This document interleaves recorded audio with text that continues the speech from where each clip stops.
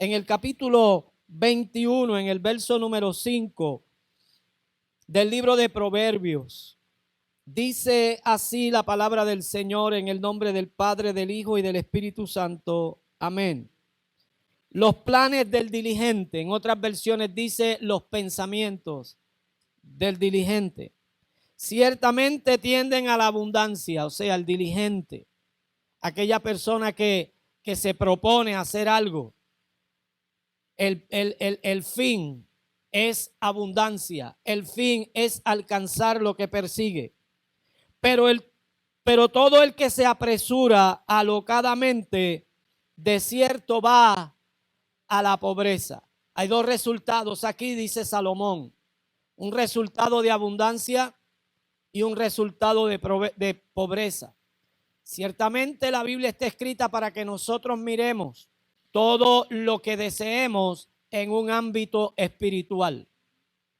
Y la realidad es que cuando nosotros alcanzamos el máximo de ese ámbito espiritual, dice el Señor Jesús que todo lo demás viene por añadidura. O sea, que es más importante que enfoquemos nuestro esfuerzo, nuestras fuerzas, nuestra atención y nuestro objetivo en aquellas cosas que son espirituales. Porque cuando nosotros alcanzamos el momentum de lo espiritual, todo lo natural estará a nuestros pies. Y Dios lo promete para que nosotros entendamos que debemos caminar en la palabra que se nos ha sido regalada.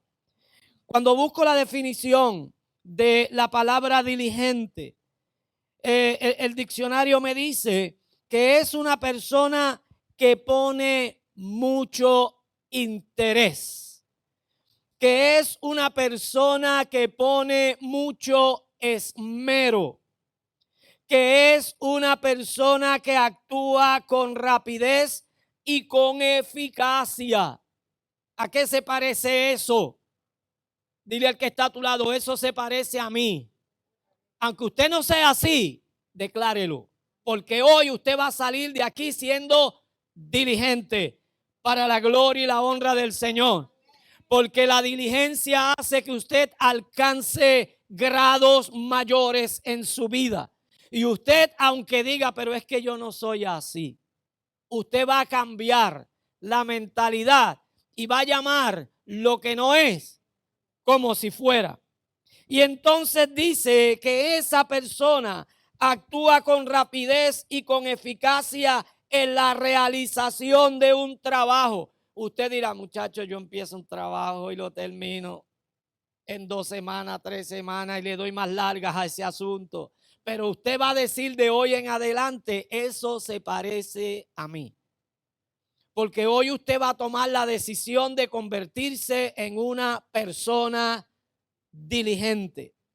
Y dice que también es rápido y eficaz en la realización del cumplimiento de una obligación o de algo que le han encargado.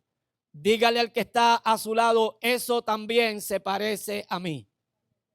Yo soy esa persona. Yo soy esa persona diligente de la cual habla Salomón en ese capítulo 21 y en ese verso número 5 del libro de los Proverbios.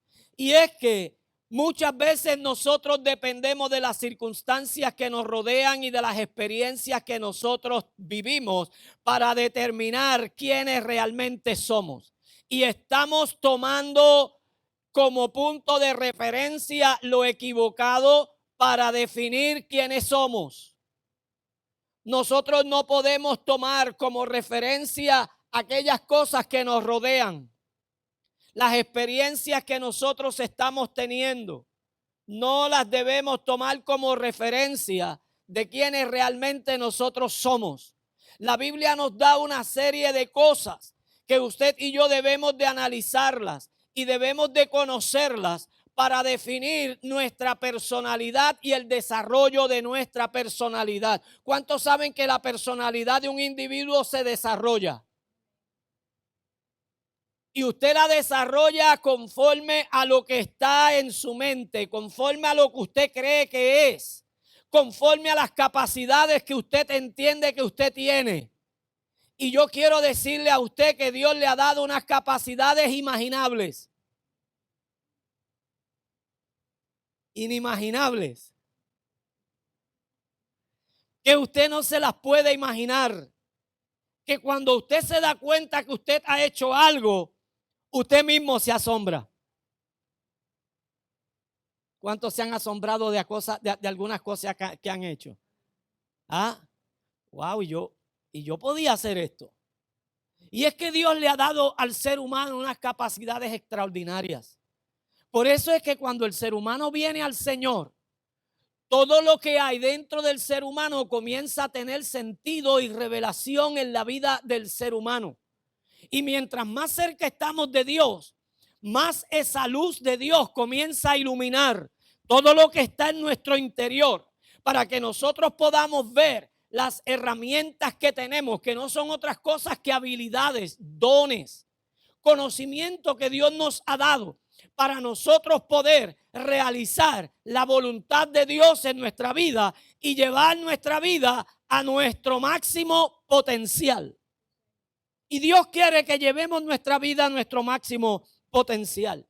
Por eso, tu última experiencia, por mala que haya sido, se puede convertir en el principio de una nueva y mejor vida. A una sola persona lo creyó. Pero yo te lo voy a compartir de nuevo para que tú lo vayas asimilando, porque tal vez es fuerte el poder procesarlo. Porque estamos acostumbrados a que las cosas nos salgan mal, que cuando nos salen bien nos asombramos. ¿Ve? Y vivimos en esa mentalidad. A mí todo me sale mal y cuando algo me sale bien, yo me asombro. Bájese de ese vehículo, bájese de esa nave y comience a entender que usted tiene la mente de Cristo. Lo voy a volver a repetir. Usted tiene la mente de Cristo. ¿Y qué significa tener la mente de Cristo? Significa gozar de promesas celestiales. Significa poder tener una visión espiritual que va por encima de toda circunstancia y de todo proceso que vivimos. Que podemos ver que las cosas no están marchando bien con nuestros ojos naturales. Cuando usted no tiene espejuelo, usted no ve las cosas claras. ¿Ah? ¿Cuántos pueden leer después de haber usado espejuelos tanto tiempo, quitárselos para poder leer? Ahora mismo yo lo que veo aquí en estas páginas son sombras. ¿Ah? Pero cuando yo me pongo los espejuelos, ¿ah?, que ajustaron la visión que me faltaba, ahora yo puedo leer y ya no veo sombras. Cuando las circunstancias que yo estoy viviendo en lo natural me permiten ver la incapacidad humana que yo tengo para poder resolver los problemas que yo estoy enfrentando, esa capacidad humana me dice: te hace falta algo más. Te hace falta un poco de aumento. Te hace falta que ajustes los lentes de tu vista para que puedas ver que hay algo más que la vista. Hay algo que se llama fe. Y eso que se llama fe te hace ver por encima de las circunstancias que estamos esperando, que estamos experimentando. No las ignora. Están ahí. No te hacen a ti que tú las ignores y seas irresponsable ante la situación que estás experimentando. Están ahí. Lo que esa visión que se llama fe, que va por encima de lo que ves. Porque ver y tener visión son dos cosas diferentes y distintas. Esa visión que se llama fe te hace entender cómo están las cosas, pero te hacen creer que no se van a quedar de la misma manera. Y para que no se queden de la misma manera, te tienes que poner de acuerdo con lo que la fe te lleva a creer. Porque la fe es la certeza de lo que tú vas a esperar. Y la fe es la demostración de lo que tú quieres ver. Y es importante que tú y yo nos pongamos de acuerdo con lo que Dios está viendo más allá de lo que tú y yo estamos mirando.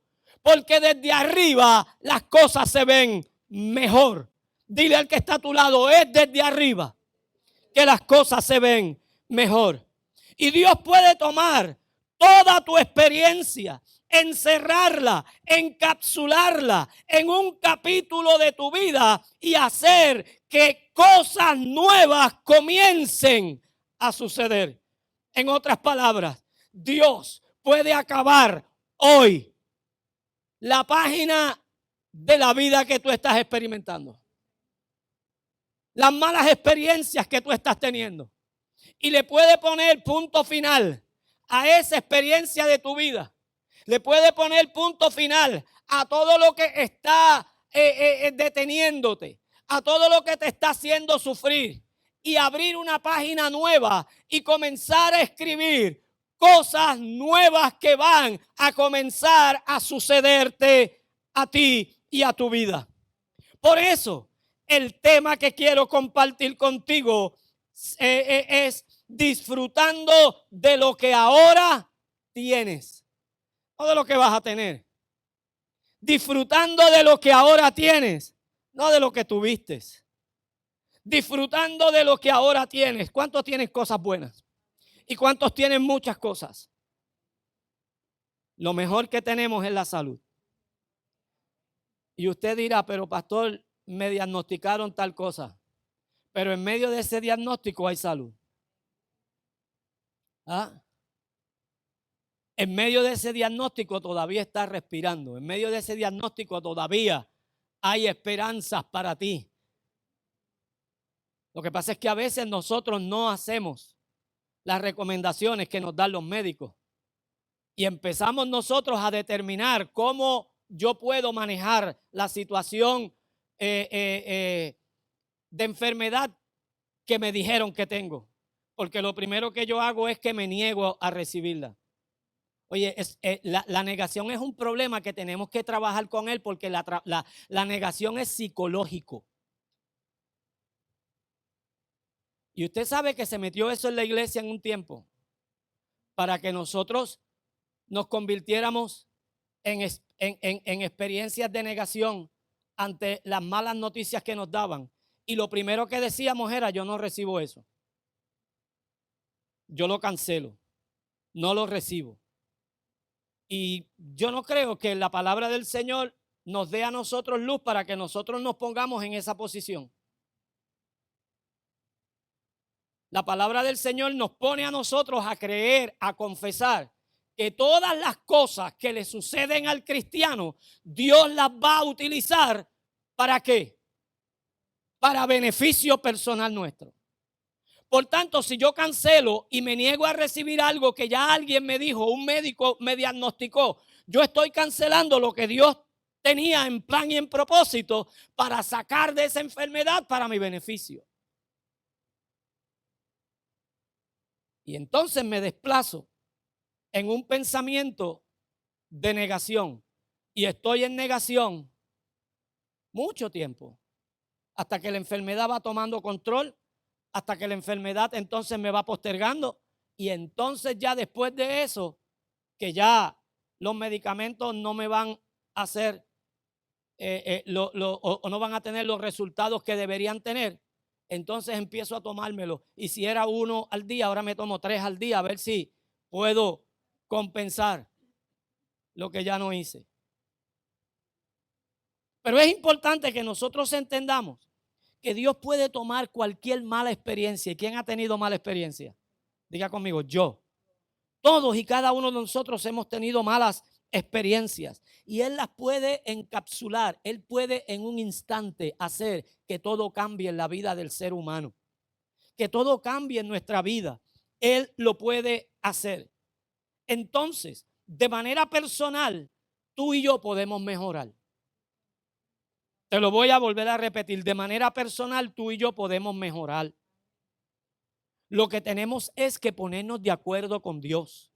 y no permitir que nuestra mente se convierta en un terreno fértil para que el enemigo siembre la mala semilla. Mire que el enemigo siempre va a sembrar mala semilla donde hay buena semilla. ¿Ah? Lo dice la Biblia. Que el malo vino en la noche y sembró en el campo mala semilla. Y esa mala semilla se parecía a la buena, ¿sí o no? Se parecía a la buena. Y los obreros le dijeron, nosotros no sembramos esa semilla. Porque es que el creyente, aquel que conoce cómo es que Dios opera en la vida nuestra, identifica lo que es de Dios y lo que no es de Dios a simple vista. Y a simple vista nosotros podemos decir, esto que está creciendo no es de Dios, no viene de Dios y yo no lo sembré. Pero Dios es sabio, diga conmigo, Dios es sabio. Dios es sabio y en Él hay sabiduría. Y Él quiere compartir esa sabiduría con su iglesia. Y Él quiere que tú y yo también seamos sabios. Y Él dijo, no, déjala que crezcan juntas. Y muchas veces es necesario que la cizaña y el trigo crezcan juntas. ¿Sabes para qué? Para que en un momento dado, queriendo nosotros arrancar la cizaña, no dañemos ni lastimemos el trigo. Pero hay un tiempo en el cual tú vas a saber lo que verdaderamente es trigo y lo que verdaderamente es cizaña. ¿Cuándo? Cuando llegue el momento de la cosecha. Y cuando llega el momento de la cosecha, ya inevitablemente tú vas a arrancar el trigo y vas a guardar el trigo en el granero. Y juntamente con la paja que sobra del trigo, vas a coger la cizaña y vas a atarla en manojos y la vas a quemar y la vas a destruir. Pero tú y yo tenemos esa capacidad para entender que lo que hay de Dios en nosotros es mejor que lo que el mundo siembra en nuestra vida y en nuestra mente. Porque el mundo siempre siembra e inevitablemente tenemos semillas que no son buenas en nosotros. Inevitablemente. No importa cómo usted se guarde. No importa la forma y la manera que usted se cuide espiritualmente, que usted guarde su mente del mal y de cualquier pensamiento. Su mente no tiene murallas de protección. Se lo voy a volver a repetir. Su mente no tiene murallas de protección. Su mente no tiene puertas que usted las pueda cerrar para que los pensamientos no entren. Y lamentablemente cuando esos pensamientos entran, son como las aves que llevan en su pico y en sus patas algún tipo de semilla y por accidente se le cae en el patio de su casa y usted dice, pero esa matita tan linda yo no la sembré.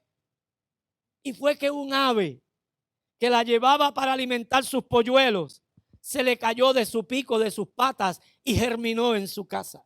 Y asimismo llega el pensamiento malo, llega el pensamiento que el enemigo quiere traer a nuestra mente para que usted y yo seamos frustrados en el intento de lo que Dios quiere que nosotros conquistemos, que se frustre lo que Dios quiere que usted y yo consigamos. Y ahí nosotros muchas veces cuando nos enfrentamos a esta realidad, nos ponemos tristes y a veces esa tristeza nos lleva al desenfoque y a veces esa tristeza nos lleva a concluir que ya no tenemos oportunidades para nosotros alcanzar las cosas que Dios dijo que eran para nosotros. Pero hoy yo te tengo noticias. Cada uno de nosotros de manera personal podemos mejorar nuestra vida. O sea que si tú te lo propones y te dispones a ello, desde hoy tú puedes comenzar a mejorar. No tienes que hacer una lista grande de cosas que tú quieras cambiar. Comienza con una. Tenemos nosotros que entender que Dios nos ha dado la capacidad de pensar. Y esa capacidad la tenemos para pensar mal, pero también la tenemos para pensar bien. Y el mismo esfuerzo que hacemos para pensar mal es el mismo esfuerzo que hacemos para pensar bien. Por tanto, usted y yo podemos pensar de manera correcta. Por lo tanto, lo que pasa en el mundo, lo que pasa en nuestro alrededor y lo que está pasando ahora internacionalmente. ¿Cuántos saben que están pasando muchas cosas internacional? No se quede solamente en las noticias locales. Lea las noticias nacionales y las noticias internacionales para que usted sepa cómo el mundo se está comportando. Y lo que está pasando en el mundo no necesariamente va a determinar lo que está pasando en el futuro que Dios tiene para ti y para mí. Esto es bien importante porque muchas veces nosotros relacionamos lo que está pasando con lo que nosotros vamos a vivir años más adelante. Y relacionamos nuestro futuro a la forma en que nosotros vemos cómo se está desplazando el mundo y las cosas que están pasando en el mundo. Cada uno de nosotros ha tenido buenas y malas experiencias, ¿sí o no? Cada uno de nosotros hemos tenido buenas y malas experiencias. Y cada uno de nosotros en esas experiencias, buenas o malas, que hayamos tenido, hemos tenido que asumir y aceptar la responsabilidad por las cosas que nos sucedieron. Nos guste o no, hemos tenido que asumir la responsabilidad. Y muchas veces no lo hacemos de manera pública, el asumir la responsabilidad. Pero allá en lo secreto, allá en la conversación que tú tienes con tu hombre interior, ahí tú llegas a la conclusión y te rindes y tienes que decir, la culpa fue mía. Fue una mala decisión que tomé. Y hemos tenido que asumir la responsabilidad de aquellas cosas que nos han sucedido. Por eso, si aceptas tus responsabilidades, serás libre de cualquier atadura de engaño que el enemigo quiera traer a tu mente. El enemigo busca la forma y la manera de mantenernos siempre atados al engaño, porque él es mentiroso desde el principio y él es el padre de toda mentira. Nunca te va a decir una verdad, aunque tú la veas como una verdad. Todo lo que sale de la boca del diablo es mentira, es engaño y va contra la seguridad de cada ser humano. Cuando tú y yo aceptamos la responsabilidad de aquellas cosas que tenemos que asumir esa responsabilidad, vamos a desatar toda la mentira que el enemigo quiere traer a nuestra mente. Y aun cuando venga vestida de verdad, nosotros la vamos a identificar, porque no existen medias verdades. O es una verdad o es una mentira. Y tampoco existen medias mentiras. O es una verdad o es una mentira. Como consecuencia de nosotros aceptar la responsabilidad y ser libre de engaño, nuestro futuro será mejor que lo que hemos experimentado hasta el momento. Porque vamos a estar construyendo sobre la verdad de Dios. ¿Se acuerdan de la parábola que el Señor trajo acerca de los dos cimientos? Que uno edificó sobre la roca, oyó la palabra, guardó la palabra y edificó sobre la roca. Y vinieron ríos y soplaron vientos y golpearon aquella casa, pero aquella casa prevaleció porque estaba edificada sobre la roca. Pero también dice que la otra persona, bajo las mismas condiciones, donde también había sido expuesta la misma palabra,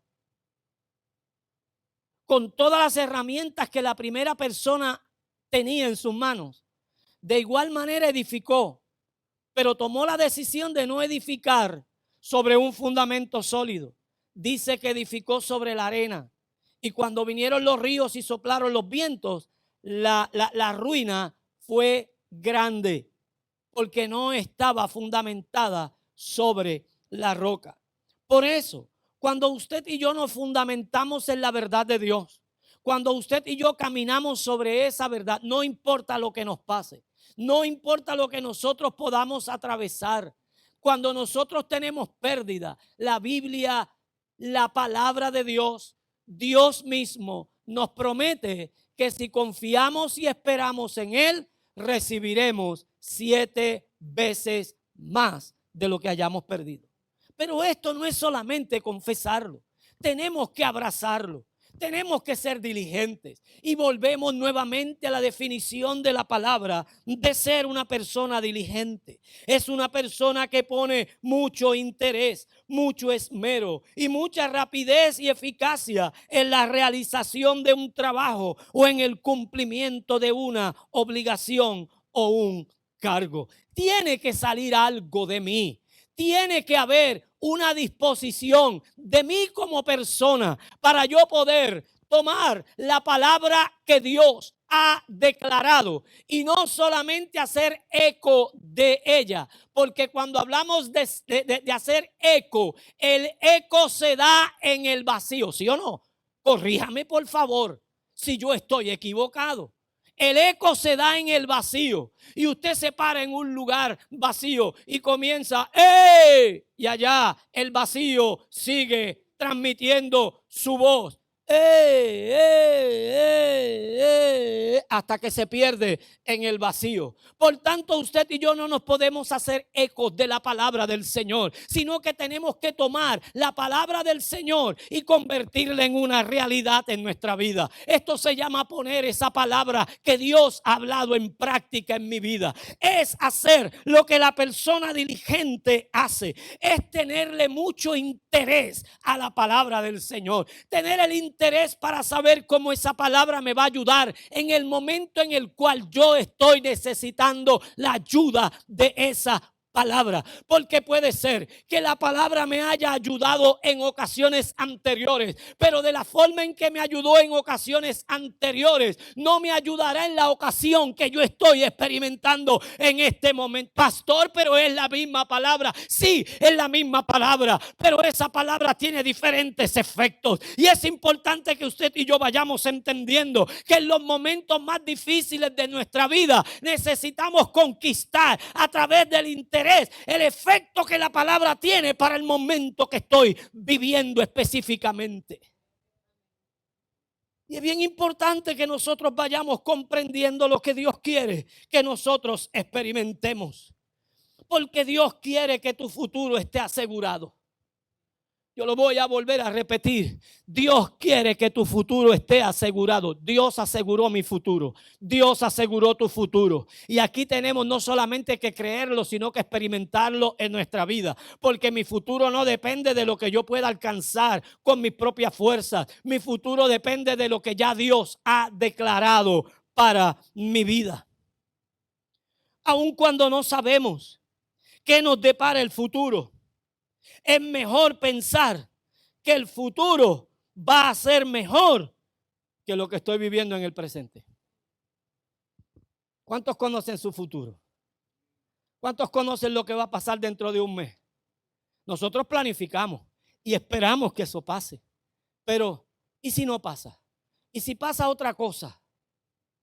Pues mientras esas cosas no han llegado, yo me voy a parar y yo voy a confiar que lo que yo estoy esperando va a ser mejor que lo que yo estoy experimentando. Esto se llama fe. Esto nos ayuda a que nosotros podamos entender y comprender que la palabra del Señor sigue teniendo un efecto en cadena a favor de los que la creen y la viven, la guardan. Porque en esto conoceré yo que sois mis discípulos, si haced lo que yo os digo. Porque no es decir yo sirvo al Señor por servir al Señor. No es decir yo sirvo al Señor porque usted simplemente se congregue.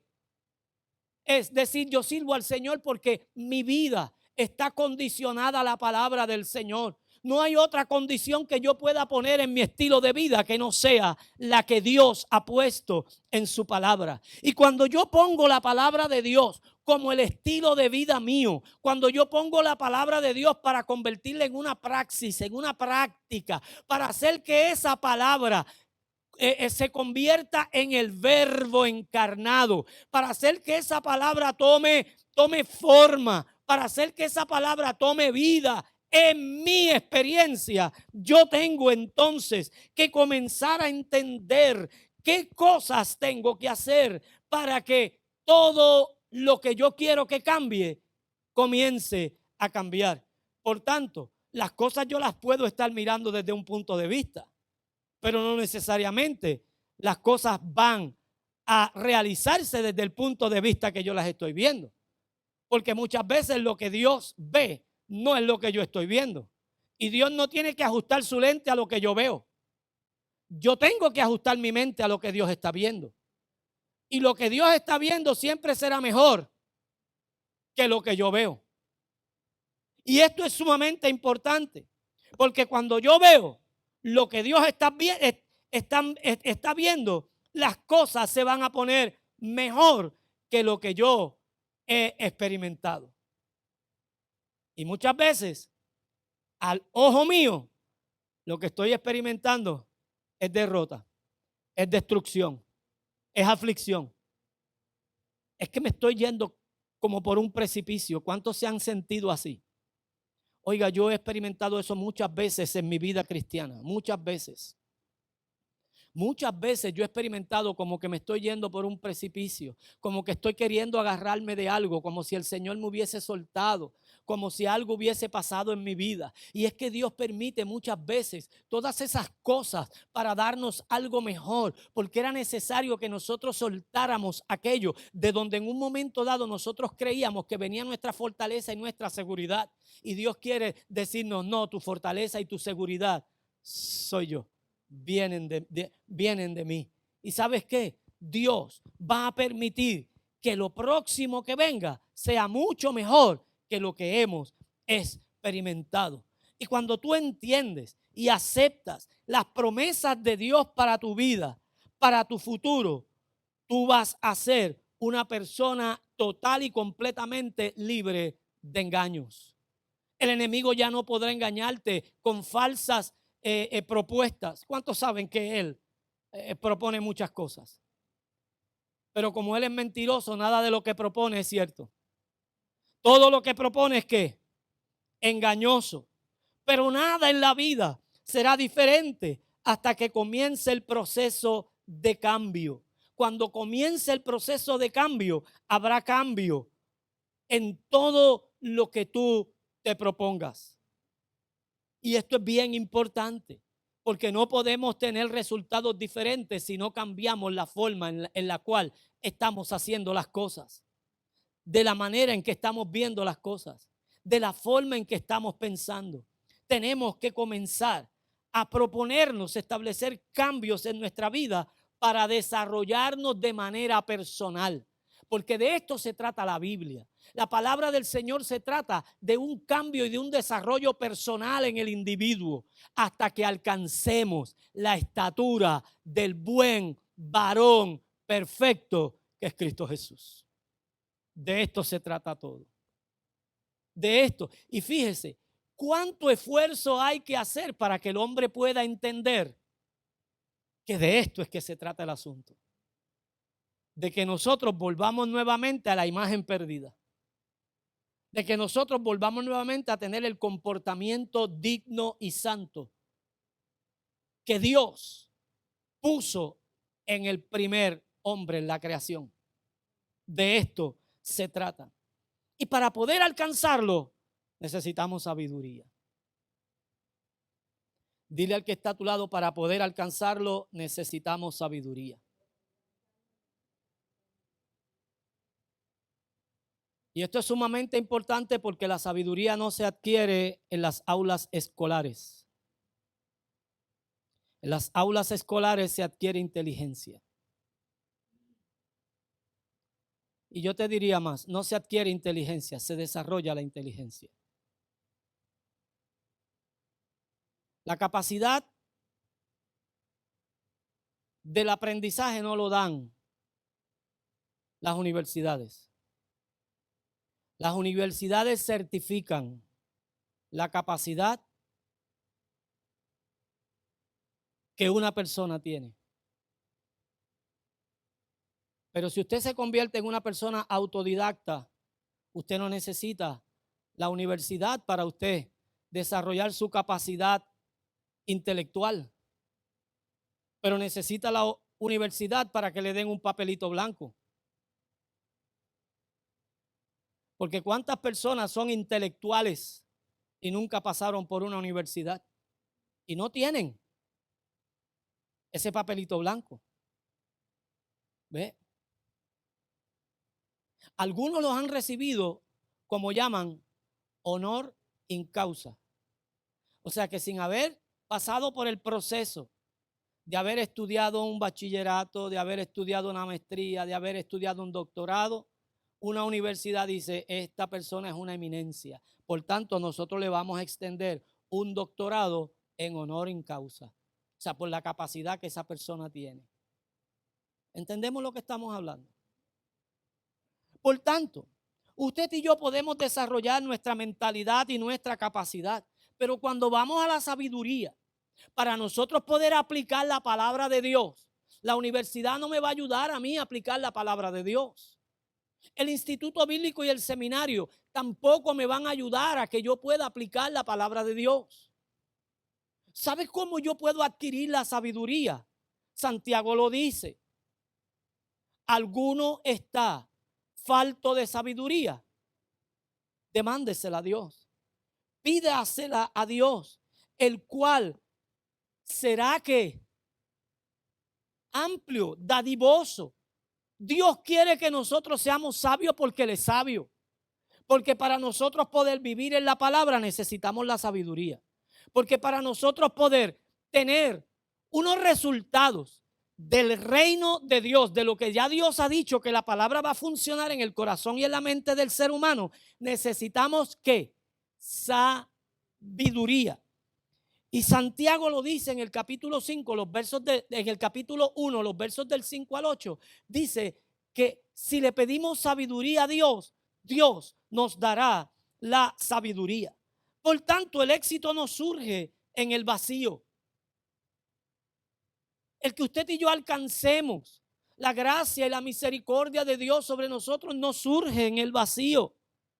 El que usted y yo desarrollemos el potencial que Dios ha puesto en nosotros no surge en el vacío. Es el resultado de decisiones buenas y consistentes que usted y yo tomamos. O sea, tú tienes que decidir ser un mejor cristiano. Porque si no eres un mejor cristiano es porque no lo has decidido. Porque todos tenemos la capacidad de cambio. Tú puedes ser un mejor líder en la casa. Cuando hablo en la casa, en la iglesia del Señor. Porque tú tienes la capacidad para hacerlo. Lo que pasa es que no te has decidido. Te has dado cuenta que en otras áreas tú te destacas y eres sobresaliente. Y hasta recibimos a veces reconocimientos en el trabajo por el desempeño que hacemos. Y esos reconocimientos nos llevan a entender las habilidades que poseemos. Pero en la iglesia no decidimos o no nos convertimos en líderes especiales porque no hemos decidido convertirnos en esos líderes especiales. Nos hemos mantenido en un estándar de vida espiritual donde no molesto para que no me molesten. Y el problema es que esta actitud la pone en nosotros el enemigo. Porque cuando llegamos a la conclusión de que no molesto, no me refiero a que no voy a molestar al hermano que está a mi lado. Y para que no me molesten, no me refiero a que el hermano que está a mi lado me molesten. Me estoy refiriendo a dejar tranquilo y quieto al diablo, porque quietecito se ve más bonito, para evitar entonces que él me haga la vida de cuadrito. Porque cada vez que yo tomo una decisión de cambiar mi vida y convertirme en un hombre de poder y en una mujer de poder en el Señor, el enemigo mueve el infierno. El enemigo mueve las potestades que hay en los aires para hacer que tú y yo tengamos una mala experiencia y nos rindamos en el proceso y dejemos las cosas así. Es mejor no cucar el avispero.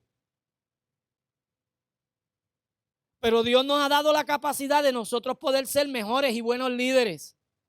Y tú tienes esa capacidad. A la edad que tienes, tú tienes esa capacidad. Tú puedes hacer que la voluntad de Dios se cumpla en tu vida.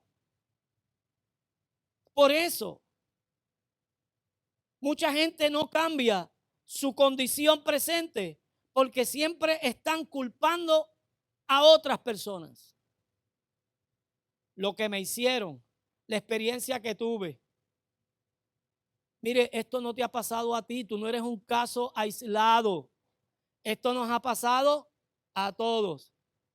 Volteate al que está a tu lado y dile, a mí también me lo hicieron. Volteate, díselo, a mí también me lo hicieron. O sea, no somos un caso aparte. Cada uno de nosotros hemos vivido malas experiencias. Cada uno de nosotros hemos tenido a alguien que se ha convertido en un aguijón para nuestra vida. Pero no podemos seguir culpando a ese alguien por el hecho de yo no querer cambiar ni hacer la voluntad de Dios en mi vida. Porque hay un galardón en el cielo. Y Él dice que cuando venga trae consigo ese galardón para recompensarnos ¿cómo? No por la salvación. Porque ya Él estableció que la salvación no es por obras para que nadie se gloríe. Pero Él tiene un galardón. Y Él trae ese galardón para recompensar a cada uno según haya sido ¿qué? La manera de creer, la manera de cantar, la manera de tocar, la manera de adorar. No. Según haya sido nuestra obra, según haya sido nuestro servicio, según haya sido nuestro desempeño.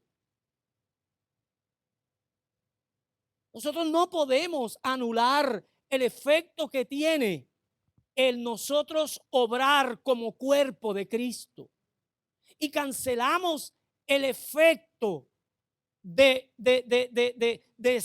servicio a otros, diciendo, es que esto no es por obras para que nadie, yo no tengo que hacer eso para la salvación. Nadie te dijo que tienes que hacer eso para la salvación. La salvación es gratuita. Él pagó el precio. Pero Santiago dice, de nada vale que yo le dé un buen consejo espiritual a esta persona si esa persona tiene hambre, frío y necesidad. Y le digo, confía en el Señor que el Señor te va a proveer. Si no le llevo manta, si no le llevo alimento y si no, con mi persona le doy seguridad para que esa persona cambie la forma de ver las cosas. Porque esa obra no me salva. Pero esa obra va haciendo que en la cuenta que Dios me abrió. ¿Cuántos saben que tienen una cuenta abierta en el cielo? En la cuenta que Dios me abrió, Él me está depositando. Él me está depositando. Por cada obra que yo estoy haciendo, Él me deposita. Por cada buena acción que yo estoy haciendo, Él me deposita. Por cada desarrollo de liderazgo que yo estoy desarrollando en mi vida, Él me deposita. Por cada cosa buena que yo estoy haciendo con aquella gente que está a mi alrededor, Él me deposita. Y cuando Él regrese, Él trae el galardón. Mire, ayer yo estaba leyendo, yo no sé si alguien lo leyó, pero le enseñé a mi esposa, mira esto más. Le depositaron a esta señora, fue a retirar del cajero automático $20 y encontró que le habían depositado $1,000 millones.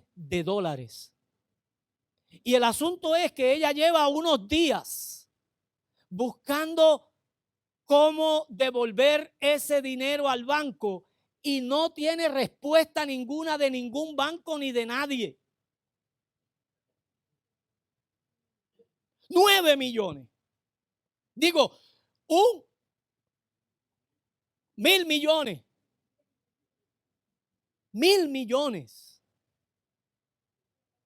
Claro, ahí tiene que haber algo, ¿verdad? Porque el apellido de esa señora es un apellido como ruso o así. Y como estos ortigaltas, ¿cómo que se llaman? Ortigaltas. Oligartas. ¿Saben lo que son oligartas? Yo busqué esa definición. son esos magnates que pasan de 100, 200, 300 mil millones de dólares, que son los que controlan el gobierno del país. Por eso es que Estados Unidos ha cogido todos esos oligarcas rusos y le ha incautado todos esos millones para que esos millones no lleguen a defender la causa que Rusia tiene contra Ucrania. Y los tiene que sin dinero. Y los tiene sin recursos. Pero tú tienes dinero. Tú tienes recursos. Y los recursos que tenemos son espirituales. Y el dinero que tenemos es del cielo. Porque ese dinero se traduce en poder y en autoridad. Y tenemos ese dinero y tenemos esa autoridad. ¿Y sabes qué? Para hacer todo lo bueno, para que cuando el Señor venga y traiga consigo el galardón, yo pueda ver cuánto me depositaron ahí.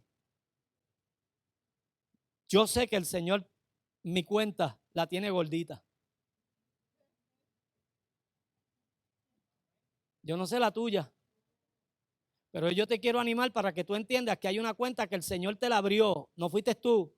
El Señor te abrió una cuenta y en esa cuenta Él te está depositando y cuando Él venga te va a pagar todo conforme a como haya sido tu obra. Mi galardón viene conmigo para recompensar conforme a cómo haya sido tu obra.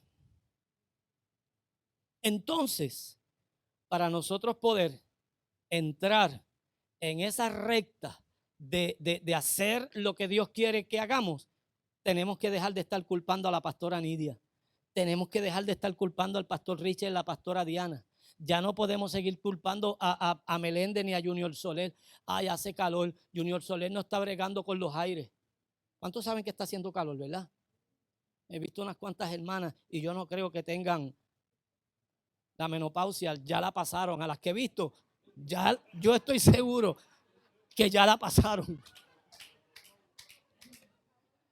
El problema no es de menopausia, el problema es de los aires. Y tenemos que verificar qué es lo que nos está pasando en los aires, porque las he visto ahí.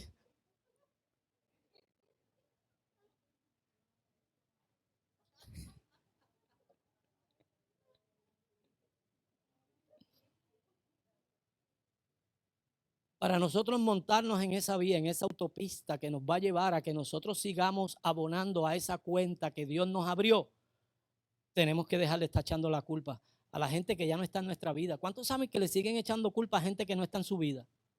A gente que quedó en el pasado, a gente que ya usted tomó la decisión de no relacionarse con ellos. Eso no es malo. O sea, el hecho de que usted ya no quiera relacionarse con una persona no significa que usted la odie. No significa que usted le desee mal. ¿Ve? No significa que usted no se siente en una mesa, en una panadería o en un restaurante a tomarse un café con ella, comerse un quesito. Qué buenos son, ¿verdad? Pero eso no significa eso.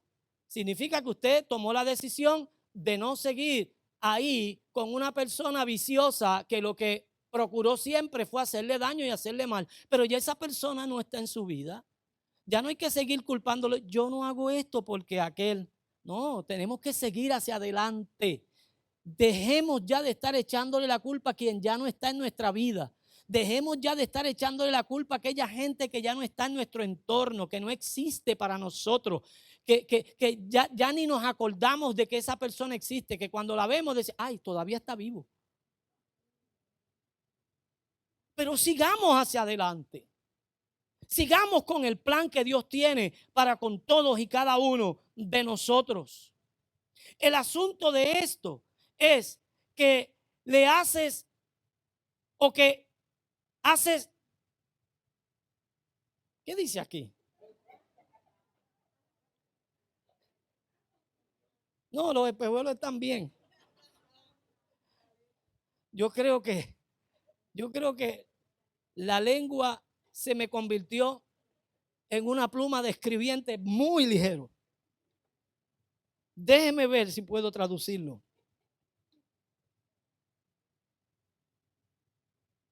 Ya está, está tan sencillo. Ahí lo que dice es que el asunto de esto es que lo que haces tiene un poder multiplicador.